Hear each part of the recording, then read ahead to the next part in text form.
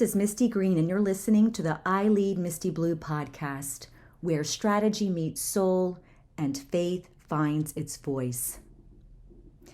Lately, I've found myself paying attention to something that I don't think I really noticed, at least not in this way, previously. Maybe it is because of social media or the sheer amount of information we're consuming, or maybe it's because of AI. Maybe it's because we now have access to far more information than any generation before us.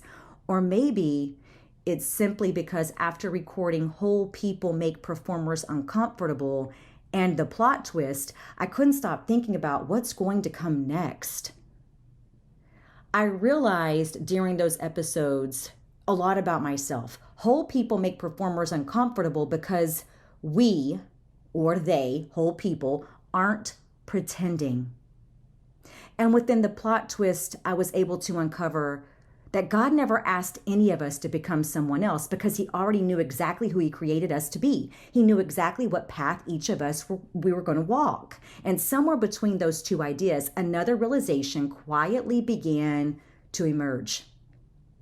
There's a difference between a voice and an echo. I'm going to say it again. I want it to land.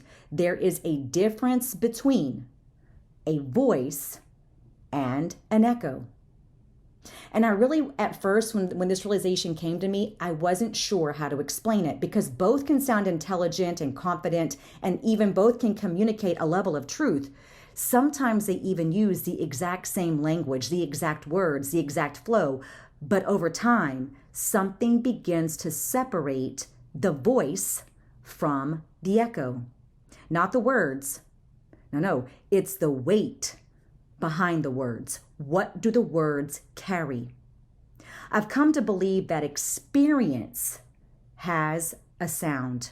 You can hear it if you listen long enough, not because the person is louder or more articulate or more educated. No. It's because life has shaped the way they think, the way they process, the way they show up. See, experience leaves fingerprints. It leaves an imprint. It leaves a mark on a person and the idea or ideas that person comes up with. It leaves tension, it leaves humanity, it leaves an element of humility and consistent reflection. It leaves questions that had to be wrestled with long before the answers came. It leaves stories that can't be borrowed because they belong to the person who actually lived them. And maybe that's why I've become more interested in where an idea comes from far more than how it's actually presented. See, we live in a time where ideas can travel farther and faster than ever before. A single thought can be shared, it can be rewritten, repackaged, and it can be passed from one person to the next until eventually it circles the entire world. And somewhere along the way, it becomes difficult to remember where it even began, who said it, and even more difficult to know who actually lived it. Where was the idea birthed? How and why? What did it come from? There is nothing wrong with ideas traveling. That's not what I'm saying. In many ways, they always have, and they should. Every generation has learned from the one before it. The difference now is that information can spread much faster than transformation, making it possible to sound deeply experienced before life has even had the opportunity to shape the person speaking. Sometimes we become fluent in ideas we haven't actually lived. We learn the language of a model or a strategy before we've ever walked the road of implementation. We know that what courage sounds like. We know what it sounds like to be courageous. But we begin to sound like it and talk about courage before we've ever been required to actually be courageous. We know what leadership is supposed to sound like far before we've ever even carried the weight of leading.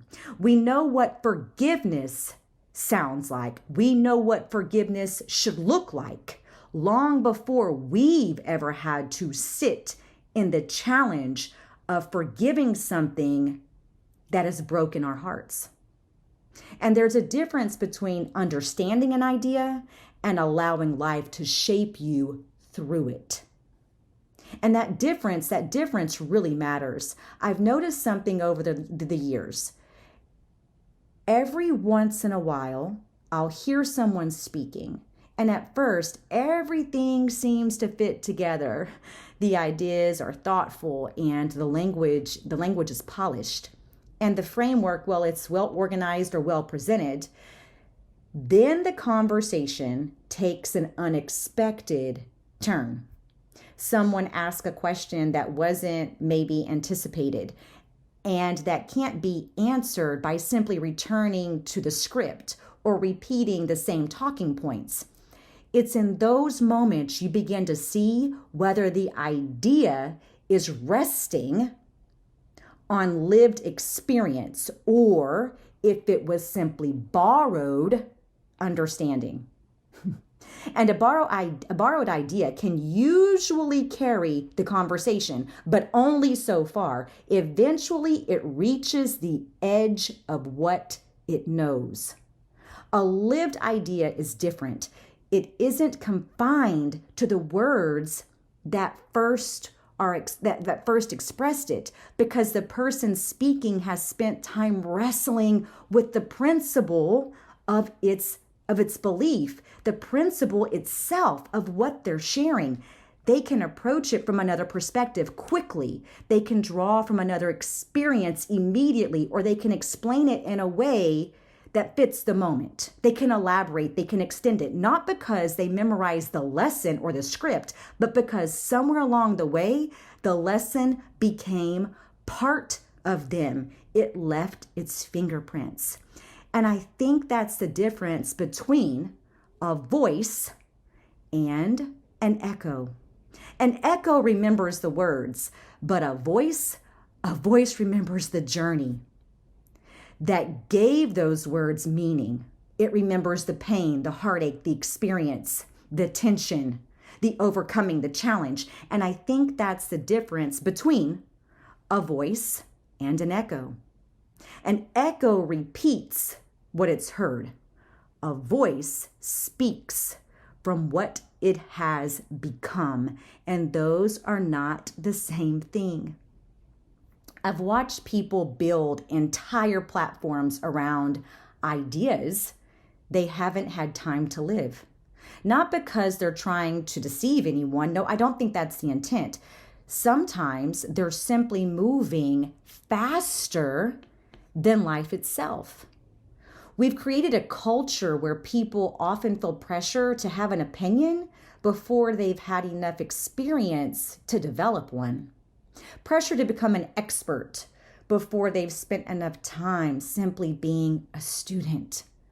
Pressure maybe to teach lessons that they are still learning. And I wonder what would happen if we become a little more comfortable allowing life to finish its work before we rushed to explain it. And I wonder what would happen if we became a little more comfortable allowing life to finish its work before we rush to explain it. See, real wisdom has always required something from us. It is shaped through time, through disappointment and discipline, correction and failure, and even success and humility. And it asks us to stay with an idea long enough for that idea to begin changing us before we ever attempt to teach it to someone else. That's why wisdom carries weight. It has always cost something. The older I get, the less interested I become in people who simply know what to say. I'm becoming far more interested and intrigued by people whose lives have earned the right to say it. Not because they're perfect and not because they've arrived, but because there's a congruence between what they believe and how they live. Their words don't stand alone, and their lives actually support what they're saying. And maybe that's why authenticity really is that. You're walking it like you talk it. You talk it like you've walked it. Not originality for the sake of originality, and not trying to sound different, not avoiding influence. See, authenticity is what happens when your experiences and your convictions finally begin speaking the same language. So maybe the question isn't simply whose voice you're listening to. Maybe the better question is this: are you giving yourself time to evolve into the person your words describe? I wonder what would happen if we became a little less concerned with being heard and a little more committed to evolving. The world has no shortage of people who can repeat someone else's ideas, someone else's frameworks, convictions, or even someone else's lived experiences. Isn't that sad? What it desperately needs are people whose words have been shaped in the ordinary places of life, through quiet obedience and difficult conversations, through those unexpected challenges and disappointments, through hard decisions and the countless moments no one ever applauded. Because that's where a voice is formed, not on a stage and not behind a microphone and not even in a viral post. A voice is formed long before anyone else hears it. It's shaped in the hidden places where character is refined, where convictions are tested, and where wisdom is earned one ordinary disciplined day at a time.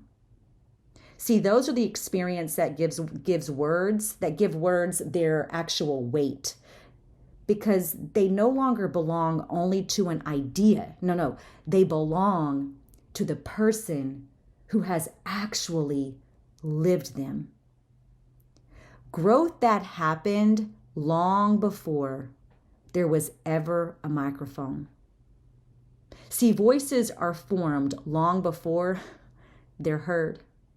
And maybe that's the connection between all of these episodes.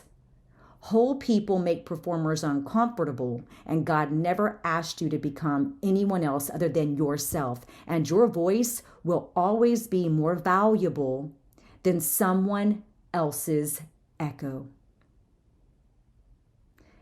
This is Misti Green. Thank you for pulling up a chair and spending a little bit of your time today with me. Until next time, keep choosing impact over applause and purpose over podium.